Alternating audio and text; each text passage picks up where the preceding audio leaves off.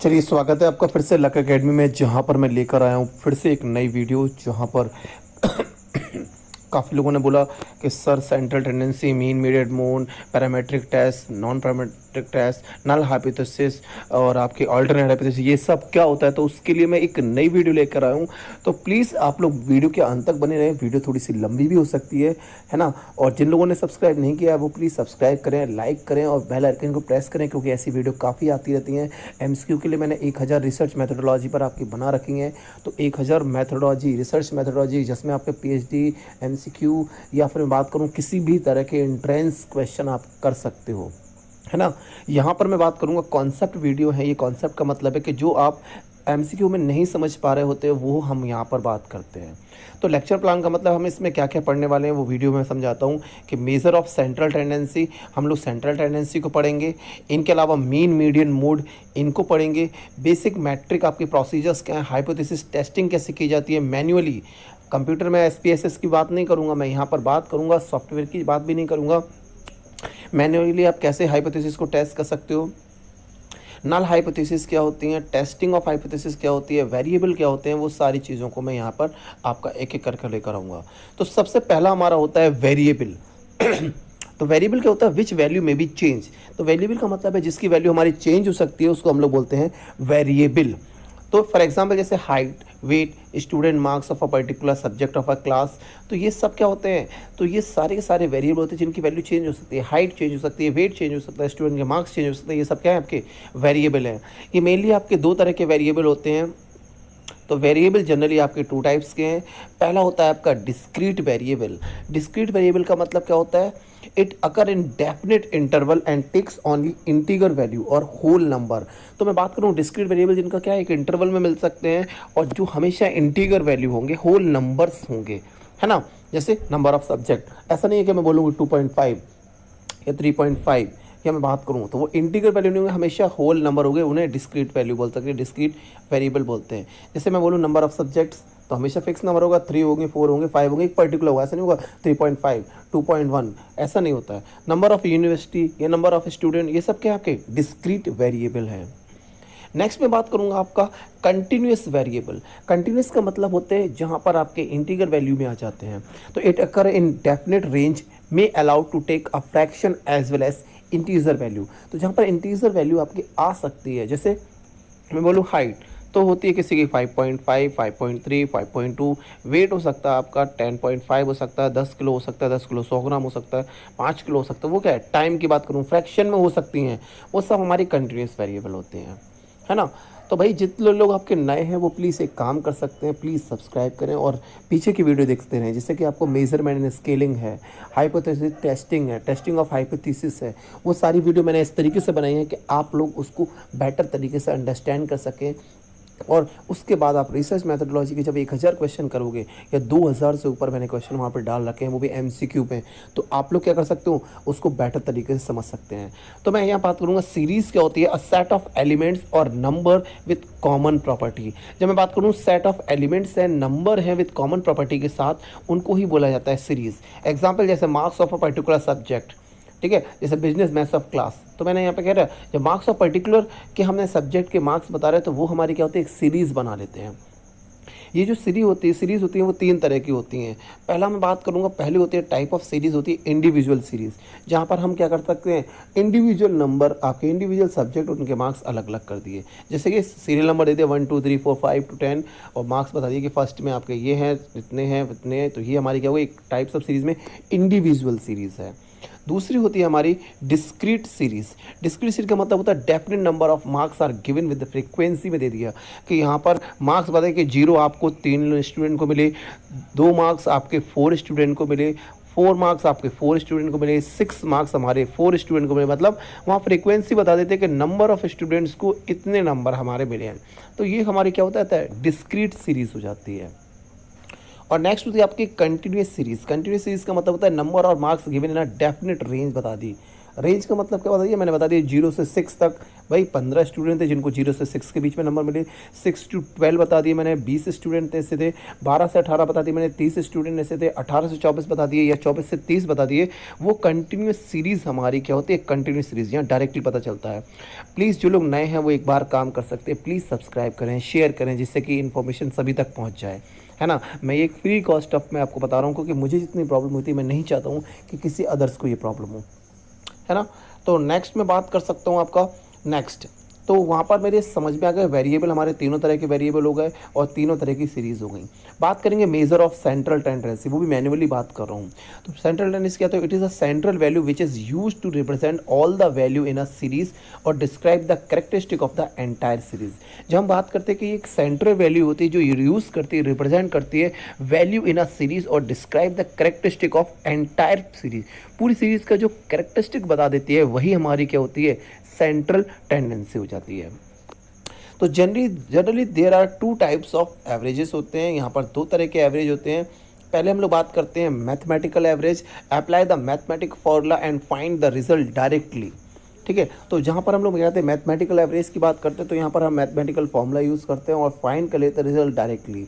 ये तीन तरह के होते हैं मैथमेटिकल एवरेज, जिनमें आते हैं आपके अरिथमेटिक मीन, ज्योमेट्रिक मीन और हार्मोनिक मीन। तीनों की हम एक एक करके बात करेंगे, और ज़्यादा होगा तो इनकी न्यूमेरिकल की भी हम लोग नेक्स्ट वीडियो बनाएंगे, जहाँ पर मैं न्यूमेरिकल की बात करूँगा, न्यूमेरिकल को सॉल्व कराऊंगा किस तरीके से इसके क्वेश्चन किए जाते हैं। तो अभी आपके ऑब्जेक्टिव क्वेश्चन आ रहे हैं, इसलिए मैं इस साल के लिए बात करूँगा, तो वहाँ पर मैं ऑब्जेक्टिव पैटर्न पर ज़्यादा फोकस करूँगा। तो मैथमेटिकल एवरेज पूछे जाते हैं तो तीन तरह के होते हैं, अरिथमेटिक, ज्योमेट्रिक और हार्मोनिक, है ना। सबसे पहले बात करूं पोजिशनल एवरेजेस क्या होते हैं। तो पोजिशनल एवरेजेस क्या होते हैं, वो मैथमेटिकल एवरेज थे जहां पर डायरेक्ट मैथमेटिकल का फॉर्मूला निकाला और रिजल्ट आपका फाइंड कर लिया। दूसरे में बात करूं अप्लाई द पोजिशनल, का मतलब है apply the mathematical formula but find the position and this position decide the result. यहाँ पोजिशनल एवरेज का मतलब होता है जहाँ पर पोजीशन डिसाइड कर दी जाती है और पोजीशन से ही हम लोग डिसाइड करते हैं रिजल्ट। ये दो तरह के होते हैं, मीन, मीडियन और मोड। तो मीन हमारा चला जाता है अरिथमेटिक में, मैथमेटिकल एवरेजेस में, और पोजीशन बताता है हमारा मीडियन, और मोड बताता है जो कि पोजीशन बताता है, और उसी से हम रिजल्ट को फाइंड करते हैं। तो यहाँ पर मेज़र की बात करें, मेज़र ऑफ सेंट्रल टेंडेंसी, तो फॉर्मूले अलग अलग हैं। इंडिविजुअल सीरीज़ का होता है, मीन का फॉर्मूला निकालते हैं तो sigma x upon n. Sigma x का मतलब सम ऑफ एक्स, जितने भी हमारे आएंगे उन सबको एक्स करेंगे, और एन आपका हो जाता है नंबर ऑफ ऑब्जर्वेशन। अगर डिस्क्रीट सीरीज़ की बात करें तो फॉर्मूला वही होता है, बस थोड़ा सा चेंज होता है, f x sigma f x upon n, और फ्रीक्वेंसी जहाँ पर एफ आपकी फ्रीक्वेंसी है और एन आपका वो नंबर ऑफ फ्रीक्वेंसी है, कितनी फ्रीक्वेंसी वहाँ पर ऐड कर रखी है उसके बेसिस पर। नेक्स्ट अगर कंटिन्यूस का वेन निकालते हैं तो सेम फॉर्मूला होता है जो डिस्क्रीट वेरिएंसी का है, डिस्क्रीट सीरीज़ को निकालने का मीन का फॉर्मूला होता है, सेम वही फॉर्मूला है, sigma f x upon n. तो समेशन हम लोग बात करेंगे, इस पर हम न्यूमेरिकल की भी बात करेंगे। ठीक, नेक्स्ट बात करेंगे मेजर ऑफ सेंट्रल टेंडेंसी कैसे निकालते हैं। तो सेंट्रल टेंडेंसी निकालने के लिए फॉर्मूला होता है, मीडियन निकालने का होता है n+1/2 द टर्म। मतलब वहाँ पर हम चेक करेंगे n+1 टर्म कि जब हम मीडियन निकालना होता है तो n+1 करेंगे, डिवाइड कर देंगे 2 से, जो नंबर आएगा वही हमारा मीडियन हो जाता है ना। तो उसकी पोजीशन पता चलेगी कि 6 नंबर आ रहा है, 4th आ रहा है, मैं अभी न्यूमेरिकल इसको सॉल्व कराऊंगा। मीडियन निकालते हैं, सेम फॉर्मूला होता है n+1/2 टर्म आ जाता है, और वहीं आपका एफ जो होता है, सिग्मा एफ जो है, एन आपका क्या होता है, समीशन ऑफ फ्रिक्वेंसी। दूसरा हमको जब मीडियन निकालते तो L1 + n/2 - C/F माइनस आपका L2 - L1, जहाँ पर n/2 आपका डिसाइड करता है मीडियन क्लास, L1 हमारा बात करेंगे lower limit of median class, upper L2 की बात करेंगे upper limit of median class, F आपकी फ्रीक्वेंसी होती है, C आपकी क्यूमुलेटिव फ्रीक्वेंसी होती है। इनके न्यूमेरिकल की वीडियो मैं सेकंड बनाने वाला हूं, तो प्लीज़ जिन लोगों ने सब्सक्राइब नहीं किया है वो सब्सक्राइब करें, शेयर करें इन्फॉर्मेशन को, और इसीलिए मैं इसके आगे बढ़ जा रहा हूं। मैं न्यूमेरिकल की बातें बाद में करूंगा, लेकिन मेजर ऑफ सेंट्रल टेंडेंसी का फॉर्मूला क्या है, इंडिविजुअल सीरीज़ में मोड जो होती है the value which has the highest frequency, जो कि जिसकी फ्रिक्वेंसी सबसे ज़्यादा होती है वही हमारा मोड हो जाता है।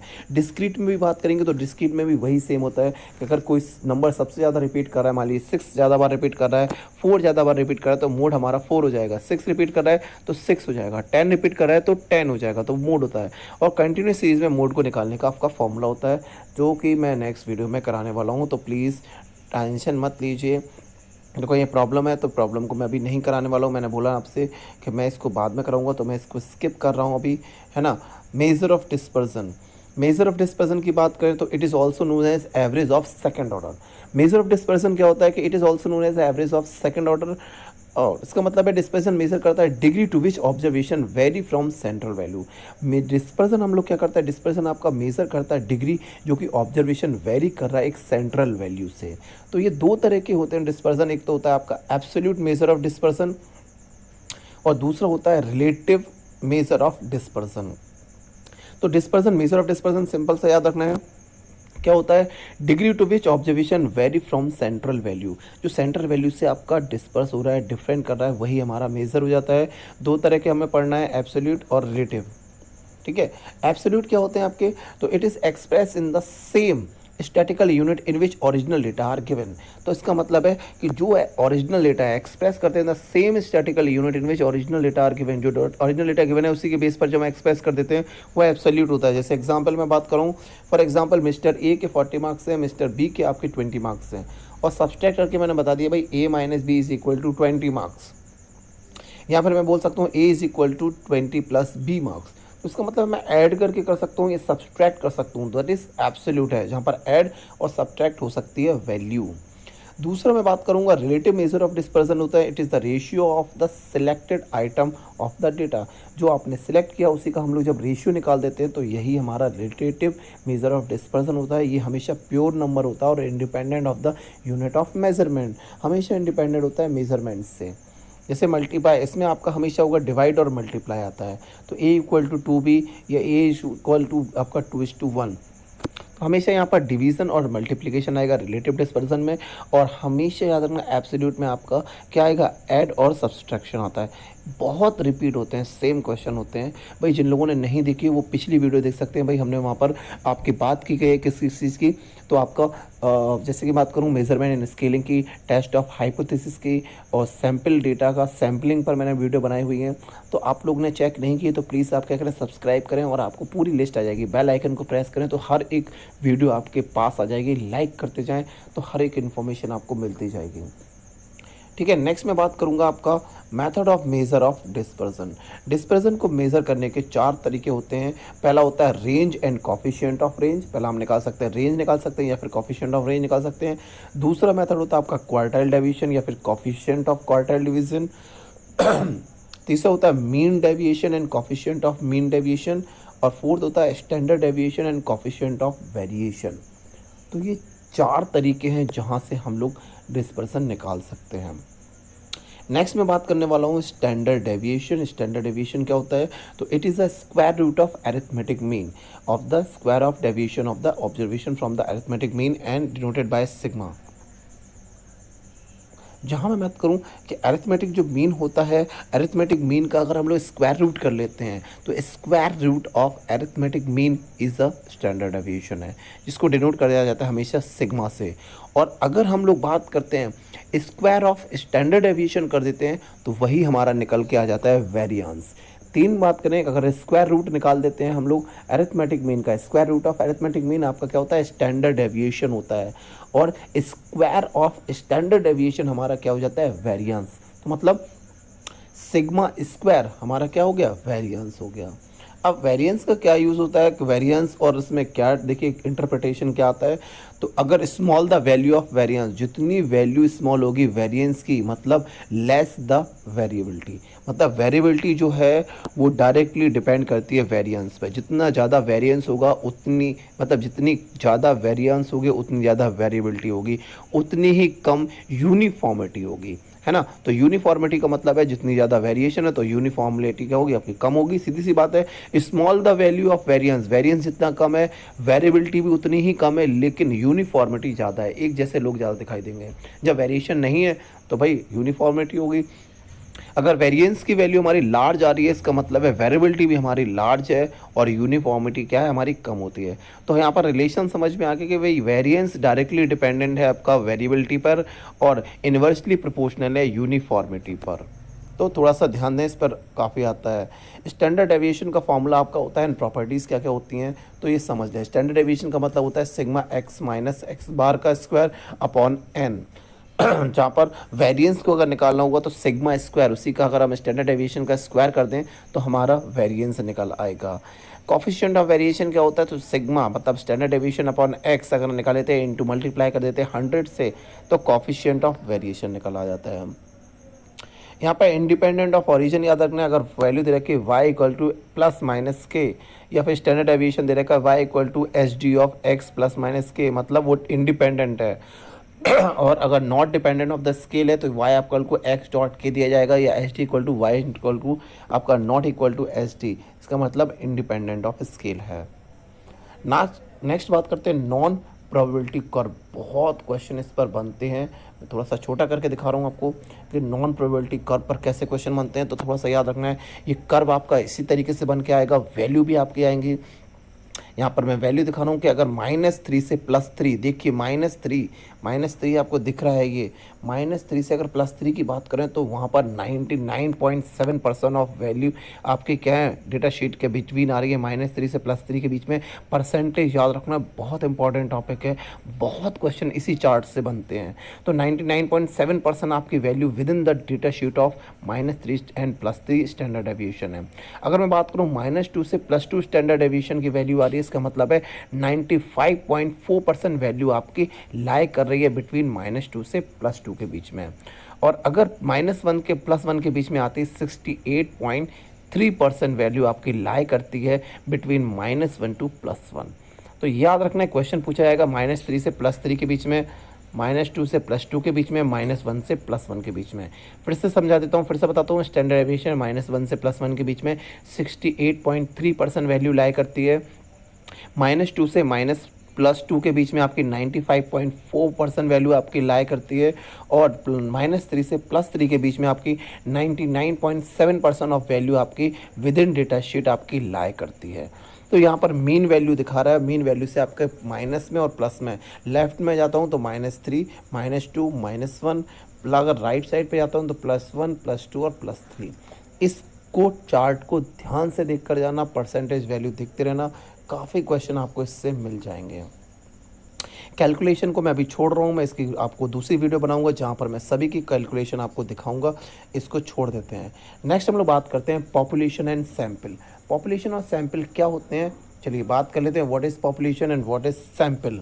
वीडियो थोड़ी सी लंबी हो रही है इसलिए मैं इसको छोड़ता हूँ, बीच में आपका छोटी छोटी वीडियो को लाता जाऊँगा। तो ये पार्ट 1 में थोड़ा सा ले जा रहा हूँ पॉपुलेशन और सैंपल तक, फिर नेक्स्ट वीडियो बनाऊँगा। तो पॉपुलेशन क्या होते हैं, in research the population or universe include all the member item of defined group that we studying for the decision making purpose. अगर मैं बात करूं कि किसी भी ग्रुप को, मेंबर को, आइटम को जब हम डिफाइन करते हैं स्टडी करने के लिए, डिसाइड करते हैं कोई पर्टिकुलर पर्पस के लिए, तो वही हमारी क्या होती है, एक पॉपुलेशन होती है। A part of population is called sample. Population का एक पार्ट है जिसे हम लोग बोलते हैं sample. It reflect all the characteristic of a population. तो यहाँ पर क्या कर रहा है, एक part of population is called sample. Sample का एक पर्टिकुलर पार्ट है जिसे पॉपुलेशन का एक पर्टिकुलर पार्ट है जिसे हम लोग सैंपल बोलते हैं। ये रिफ्लेक्ट करता है all the characteristic of a population. ये सब बता रहा है कि पॉपुलेशन में क्या कैरेक्टरिस्टिक है, वही सैंपल होता है। एग्जाम्पल जैसे मैं बता रहा हूँ, बिफोर परचेसिंग अ बुक, जब हम कोई बुक को परचेस करने वाले होते हैं तो जनरली वी रीड 2 और 3 पेजेस। मतलब जब हम लोग क्या करते हैं, किसी पॉपुलेशन मतलब हम बुक की स्टडी करने वाले होते हैं तो हम लोग बुक को चेक कर लेते हैं। तो बुक को स्टडी करने का मतलब क्या हो जाता है कि हम लोग क्या कर रहे हैं भाई, बुक की स्टडी करना है, मतलब एक 2-3 पेज देखते हैं और बुक को सिलेक्ट कर लेते हैं। 2-3 पेज का मतलब वो जो 2-3 पेज हैं वही हमारा क्या है, सैंपल है। और बुक हमारी क्या हो गई, एक पर्टिकुलर पॉपुलेशन हो गई। तो पॉपुलेशन हमारी बुक हो गई, सैंपल क्या हो गया हमारा 2 और 3 पेज, इनको देखकर हमने बुक को बता दिया कि हाँ ये बुक आपकी अच्छी है या बुरी है। तो वो जो सैंपल हो गया, वो सैंपल क्या होते हैं, वो 2 और 3 पेजेस होते हैं। नेक्स्ट हम लोग बात करेंगे पैरामीटर और स्टैटिक्स क्या होती है। Parameter is a mathematical measure based on each and every item of universe or population. तो पैरामीटर क्या होता है, एक मैथमेटिकल मेजर है जिससे हम लोग क्या करते हैं, ईच और एवरी आइटम को, पॉपुलेशन को हम लोग क्या करते हैं, मेज़र करते हैं। तो पॉपुलेशन या मेज़र करने के लिए जो भी चीज़ें होती हैं, पॉपुलेशन को या यूनिवर्स को मेज़र करने के लिए जो चीज़ें होती हैं वही हमारा पैरामीटर है। एग्जाम्पल में बात करूँ, पॉपुलेशन मीन जो है, स्टैंडर्ड डेविएशन है, ये सब के सब हमारे क्या होते हैं, आपके पैरामीटर होते हैं। It show the characteristic of a population and remains constant होते हैं। It has neither a sampling fluctuation और not a standard error. Statistics क्या होती है, यहाँ से भी बड़े क्वेश्चन आए हुए हैं। तो static is a mathematical measure based on each and every item of a sample. Example sample mean and standard deviation. तो स्टैटिकल मैथमेटिकल मेजर जो है, स्टैटिक क्या होती है, एक mathematical measure based on each and every item of a sample. याद रखना parameter जो है वो पॉपुलेशन पर काम करता है और स्टैटिक्स जो है वो सैंपल पर काम करती है। ये दोनों ही क्वेश्चन बहुत बार आए हैं बेटा, तो ठीक से समझ लें। पैरामीटर पॉपुलेशन के लिए यूज़ होता है और आपका सैंपल जो है वो स्टैटिक्स के लिए यूज़ होता है। इसके लिए मैंने 2000 एमसीक्यू बना रखे हैं, जहाँ पर 1000 एमसीक्यू में मैंने पार्ट 1 से लेकर पार्ट 6 तक आपको इसके डिफरेंट बेस पर कितने अलग अलग तरह के क्वेश्चन आ सकते हैं उसकी वीडियो बनाई है, तो प्लीज़ उसको एक बार देख लें। तो आपके ये जो कॉन्सेप्ट मैं पढ़ा रहा हूँ उसी पर आपके काफ़ी एमसीक्यू आप लोग कर सकते हो और हर एग्ज़ाम में ईजिली आप नेट को निकाल सकते हो, जेआरएफ निकाल सकते हो, इवन आपके डिफरेंट डिफरेंट जो एग्ज़ाम है उनको क्वालिफाई कर सकते हो। एमसीक्यू के बेस पर आप कर सकते हो। अगर आपके पास टाइम नहीं है तो आप उनको देख सकते हो एक बार। It show the characteristic of sample since mean and variance आपके सैंपल टू सैंपल हैंस होता है, सैम्पलिंग फ्लक्चुएशन और स्टैंडर्ड मेथड होते हैं। तो मैं वीडियो को अभी यहीं रोक रहा हूँ, मैं दूसरी वीडियो लेकर आऊँगा जहाँ पर मैं हाइपोथेसिस एंड इट्स टेस्टिंग को फिर से आपके रिलीज़ कराऊँगा। चलिए, थैंक यू। और जिन लोगों ने सब्सक्राइब नहीं किया वो सब्सक्राइब करें और कमेंट में बताएं कि हाइपोथेसिस टेस्टिंग आपकी कितने लिए ज़रूरी है, तो मैं नेक्स्ट वीडियो इसी के लिए बनाने वाला हूँ। चलिए, थैंक यू क्लास।